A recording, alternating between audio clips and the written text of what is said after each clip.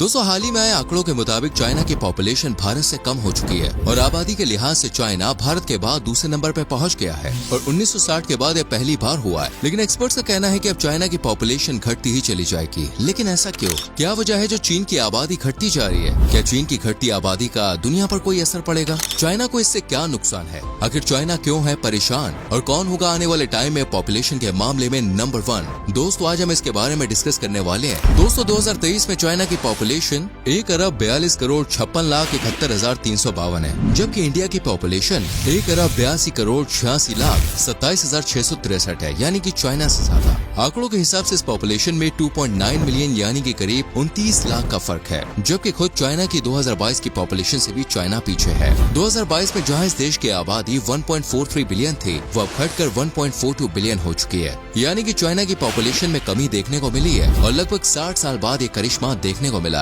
कि चाइना की आबादी में कमी आई हो। चीन के ब्यूरो ऑफ स्टैटिस्टिक्स की रिपोर्ट के अनुसार 2022 में चाइना में 1.4118 अरब की पॉपुलेशन बता रही है और ये नंबर बीते साल यानी कि 2021 से 8.5 लाख कम है, यानी साल दर साल चाइना की आबादी घटती ही जा रही है। एक्सपर्ट्स की माने तो आने वाले समय में चाइना की आबादी 800 मिलियन तक कम हो जाएगी, जिस वजह से चाइना को कई तरह के झटके झेलने पड़ेंगे, क्योंकि रिपोर्ट के मुताबिक 21st सेंचुरी यानी कि आने वाले कुछ सालों में अमेरिका की पॉपुलेशन बढ़ने वाली है और इसमें करीब 400 मिलियन की बढ़ोतरी देखने को मिलेगी, जबकि इसका ठीक डबल यानी कि 800 मिलियन का पॉपुलेशन लॉस चाइना को फेस करना होगा। ये सीधा असर चाइना के इकोनॉमी पर होने वाला है। दोस्तों चाइना की पॉपुलेशन को समझें तो 1959 के ग्रेट चाइनीज फैमिन के बाद यह पहली बार है जब ये न्यूज फैल रही है कि चाइना की पॉपुलेशन लगातार गिर रही है। 2022 में इस देश में 95.6 लाख लोग का जन्म हुआ था, जबकि 104.7 लाख लोग भगवान के पास रवाना हो गए, यानी चाइना में जन्म दर से ज्यादा मृत्यु दर है जो प्रति 1000 लोगों पर 6.77 है, जबकि साल 2021 में यही जन्म दर थी 7.52, यानी साल दर साल ये रेट घटती जा रही है। साल 1950 से 1975 तक चाइना की पॉपुलेशन तेजी से बढ़ी थी। इसी बीच यहाँ की आबादी इतनी तेजी से बढ़ी थी कि चीन को बच्चों की फैक्ट्री भी कहा गया और आबादी में पूरे 66% की बढ़ोतरी देखी गई, यानी करीब 350 मिलियन लोग चाइना की सरजमीन पर आए थे। वहीं साल 1963 से 1975 के बीच चाइना में बेबी बूम देखा गया, यानी बच्चों की पॉपुलेशन। आंकड़ों के मुताबिक उस दरमियान चाइना के साथ करीब 20 मिलियन बच्चे जुड़े, वो भी हर साल। लेकिन फिलहाल इस बच्चों की फैक्ट्री में गिरावट देखी जा रही है और चाइना की पॉपुलेशन लगातार गिरती जा रही है। यहाँ पर युवा वर्ग तो जैसे बचेगा ही नहीं, पर ऐसा हो क्यों रहा है, चलिए समझते हैं। डेथ इन कोरोना पीरियड यानी कि कोरोना काल में हुई मृत्यु।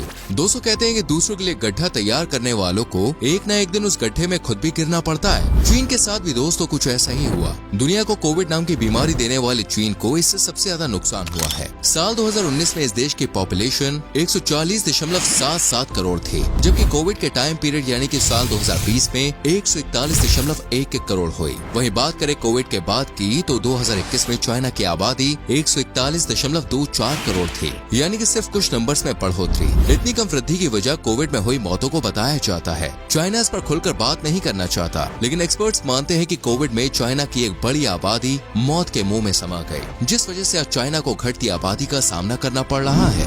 One child policy.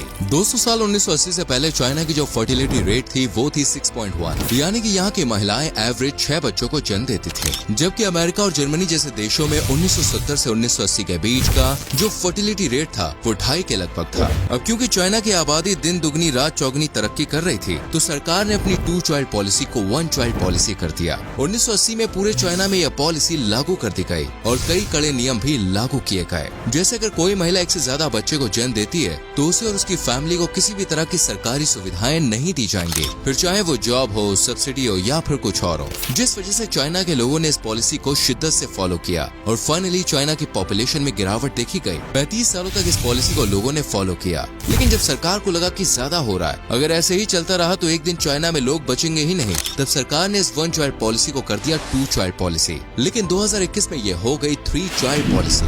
Gender gap and adoption. इसे आप चाइना की बेवकूफी या गलत पॉलिसी का नतीजा मान सकते हैं। दरअसल दोस्तों, जब चाइना को ये फील हुआ कि देश में पॉपुलेशन लगातार कम होती जा रही है, तो चाइना ने 1 चाइल्ड पॉलिसी को 2 चाइल्ड पॉलिसी में बदल दिया। लेकिन ये ऐलान भी किया कि अगर आपके पास पहली संतान लड़की है तो आप दूसरा बच्चा कर सकते हैं, वरना नहीं। इससे हुआ ये कि चाइना में जेंडर गैप बढ़ता चला गया और तो और चाइनीज लड़कियों का विदेशों में अडॉप्शन शुरू हो गया। इसका रिजल्ट ये हुआ कि चाइना में 35 मिलियन लड़कों की संख्या लड़कियों के मुकाबले में ज्यादा हो गई। एक सर्वे तो ये भी बताता है कि चीन में करीब 17 मिलियन लड़के ऐसे हैं जिनको शादी के लिए लड़कियां मिलेंगी ही नहीं, यानी इनकी उम्र 20 से 40 साल के बीच है और ये जेंडर गैप का शिकार हो चुके हैं। अब यहाँ सोचने वाली बात यह है कि जो चीन अपनी आबादी के बोझ को कम करना चाहता था, अब जब ये बोझ कम हो रहा है तो ड्रैगन बिल्कुल परेशान है। लेकिन क्यों? वेल, ये है दोस्तों इसकी इकोनॉमी की वजह से। चाइना आज के टाइम में अमेरिका के बाद दुनिया की दूसरी सबसे बड़ी अर्थव्यवस्था है। यहाँ का युवा दोस्तों देश को एक नई ऊंचाइयों पर ले जा रहा है। देश टेक्नोलॉजी, बैंकिंग, इन्वेंशंस और मैन्युफैक्चरिंग के सेक्टर में नए नए आयाम स्थापित कर रहा है। लेकिन चाइना जल्द ही ये शोहरत खो सकता है, क्योंकि दोस्तों इन दिनों चाइना का लाइफ एक्सपेक्टेंसी रेट है 78.2 ईयर्स, यानी देश में सीनियर सिटीजन्स की संख्या जो है वो बढ़ रही है और जो युवा वर्ग है वो काम लेने में भी भटक रहा है, साथ ही दिन पर दिन घटता भी जा रहा है। अब आप तो जानते हैं कि किसी भी देश की हालात सुधारने के पीछे युवा वर्ग का ही हाथ होता है। यूथ ही एक देश की इकोनॉमी को उठाता है और यूथ ही नए नए रिस्क लेता है। लेकिन चाइना में यूथ से ज्यादा सीनियर सिटीजन्स होने वाले हैं और चाइना को डर है कि आने वाले समय में यह पॉपुलेशन उसके लिए किसी काम की नहीं रहेगी,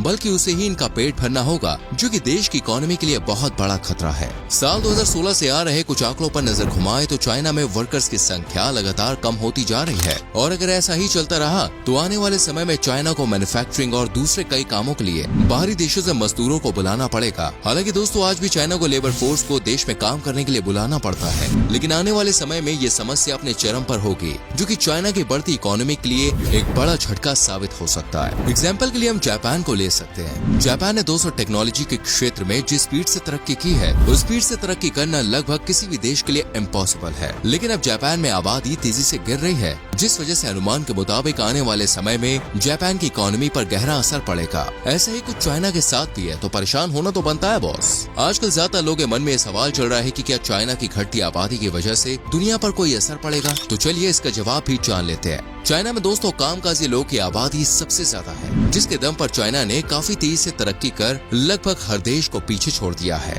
दूसरा, यहाँ की जो लेबर फोर्स है उसे सबसे सस्ता माना जाता है। चाइना में दोस्तों लोगों को बेहद ही कम पैसों पर काम करवाया जाता है, जबकि ड्रैगन उसी सामान को बाहर सेल करके अच्छा खासा प्रॉफिट कमाता है। और सबसे जरूरी चीज की सस्ती लेबर होने के चलते ये सामान दुनिया को काफी सस्ते दामों पर मिल जाता है। अब मार्केट में एक अमेरिकन कंपनी और एक चाइनीज कंपनी का फोन खरीद कर देख लीजिएगा, आपको सब कुछ समझ में आ जाएगा। अब प्रॉब्लम यह है कि अगर चाइना की लेबर यूं दिन पर दिन घटती चली गई और फ्यूचर में यहाँ ज्यादा लेबर को बाहर से बुलाना पड़ा तो इन्हें ज्यादा पैसे देने होंगे, क्योंकि सस्ती लेबर मिलना मुश्किल है। इससे होगा ये कि चाइना का सस्ता सामान हो जाएगा महंगा और सेल भी महंगी होगी, जिस वजह से लोगों को महंगाई का सामना करना पड़ सकता है। या चाइना में जो चीजें सस्ते में दूसरे देशों की कंपनियां बना रही हैं, उन्हें लॉस हो सकता है। इसी को देखते हुए नाइकी और एप्पल जैसी कंपनियों ने चाइना से अपना बोरिया बिस्तर समेटना शुरू कर दिया है और हो सकता है कि आने वाले टाइम में कई और कंपनियां भी ये फैसला लेने पर मजबूर हो जाएं। वेल दोस्तों, अगर एक्सपर्ट्स की माने तो आने वाले टाइम में चाइना की जगह भारत ले सकता है, लेकिन सिर्फ पॉपुलेशन के मामले में। यूएन की 2022 की रिपोर्ट देखी जाए तो भारत को पॉपुलेशन के मामले में चाइना की जगह लेता हुआ दिखाया गया है और 2023 की जनसंख्या कहती भी यही है।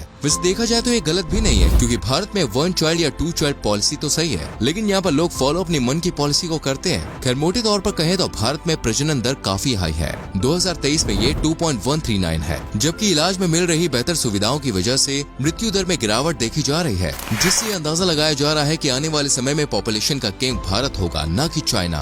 वैसे देखा जाए तो बढ़ती आबादी भारत के लिए दोस्तों फायदेमंद है, क्योंकि यहाँ आधे से ज्यादा युवा है, जो कि भारत को अपनी मेहनत और लगन से ऊपर ले जाने का काम करेंगे, देश की इकोनॉमी को बढ़ाने का भी काम करेंगे और देश को एक कामयाब देश बनाएंगे। लेकिन दोस्तों इसके लिए कुछ पॉलिसीज और सही गाइडेंस की भी जरूरत है। अगर ऐसा होता है तो आने वाले टाइम में भारत चाइना से लगभग हर मामले में आगे होगा और कहीं न कहीं ये बात भी ड्रैगन को खाई जा रही है, इसलिए वो इन दिनों अपनी आबादी को बढ़ाने पर लगा हुआ है। तभी तो चाइना में दोस्तों अब 3 चाइल्ड पॉलिसी लागू कर दी गई है। हालांकि 3 चाइल्ड पॉलिसी मुश्किल ही करेगी और वजह है लोगों की सोच। देखिए आज का युवा शादी, बच्चे और लाइफ पार्टनर से पहले एक अच्छी जॉब, फ्यूचर और करियर के बारे में सोचता है। चाइना में भी ऐसा ही है। चाइना में युवा खासकर महिलाएं शादी बच्चे से पहले अपना फ्यूचर बनाना चाहती हैं, वो कुछ करना चाहती हैं, इसलिए शादी की उम्र में ज्यादातर लड़कियां शादी नहीं करती बल्कि इसके बाद ही शादी करती हैं। इससे आप समझ सकते हैं कि लेट शादी तो लेट बच्चा और लेट बच्चा यानी सिर्फ एक ही बच्चा। कहीं न कहीं चाइना को आजकल और आने वाले कल में भी घटती आबादी का सामना करना पड़ेगा